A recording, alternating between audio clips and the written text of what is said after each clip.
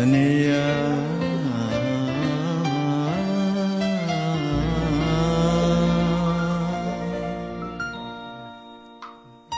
ဘုရားဦးကြောင့်ရဲ့နောင်မြတ်ကကြွေလွင်မုန်တန်တာမြေမှာပြိုလေမသေးွယ်သောထိုကြောက်စာအသေးချာကြည့်ရင်အဖြေရှာမသိနိုင်ရာဇဝင်ခိုင်မာမရှိပါတော့လေအသက်ကွယ်ကနာညင်လေတော့ဖြူလာဟိုးတခါကဘရင်တိုင်းနေပြေးသားရရှိပါလေဦးနာဦးဒီနေရတဝမှုဖရာရဲ့နဲ့